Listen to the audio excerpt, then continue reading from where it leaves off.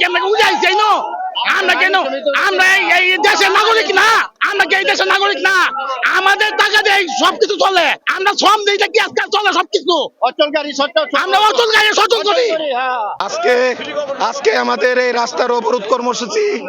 আমরা Maskanda bus terminal কেন্দ্রীয় বাস টার্মিনালে আমাদের একটা অফিস আছে এই ময়মনসিংহের বৃহত্তম mechanics motor mechanics union Mymensingh জেলা মোটর ওয়ার্কশপ মেকানিক্স ইউনিয়ন আমরা ময়মনসিংহ সিটি কর্পোরেশনের কাছ থেকে এই অফিস আমরা ভাড়া হিসাবে লিখিত আকারে ভাড়া হিসাবে নেই ভাড়া দেওয়ার পরেও আমাদের সভাপতি এবং আমাদের সেক্রেটারির গায়ে হাত দিয়া বুলডোজার দিয়া আমাদের অফিস ভাঙছে এই আমাদের অবস্থান কর্মসূচি ততক্ষণ পর্যন্ত থাকবে যতক্ষণ পর্যন্ত পুলিশ প্রশাসন আমাদের এখানে না আসা আমাদের সভাপতি আমাদের সাধারণ সম্পাদকের কাছে আমাদের অফিসের জরিমানা ভর্তুকি এবং আমাদের অফিস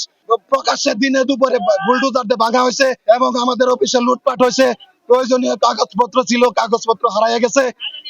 না আমাদেরকে চিঠি কোন রকম আগাম সতর্কবার্তা না দিয়া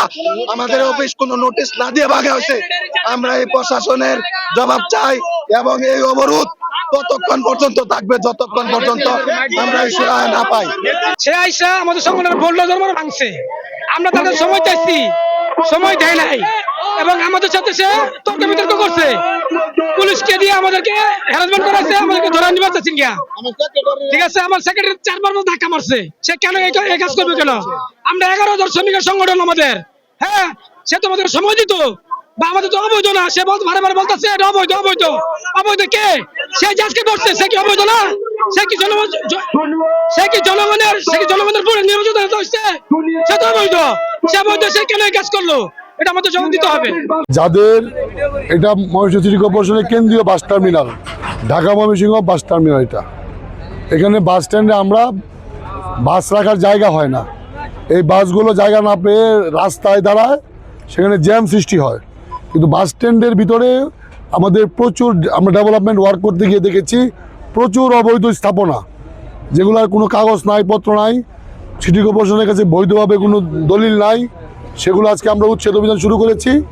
এবং এটি চলবে যারা বলেছে কাগজ এসেছে তাদের সময় দিয়েছি যার দোকানটা খোলা সে 72 ঘন্টা সময় চেয়েছে তাকে 72 সময় দেওয়া হয়েছে যাদের কাগজ নাই একদম 5ই আগস্টের পরে বা 3 বছর যাবৎ বন্ধ ওগুলো সরাই দিয়েছি এগুলো আগামী দিনেও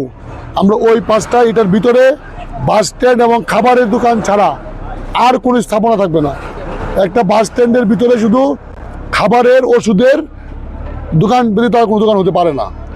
এটা বাস স্ট্যান্ডের ভিতরে মানুষের জন্য যেটা জরুরি প্রয়োজন এই জন্য আর ছাড়া বাকি যা আছে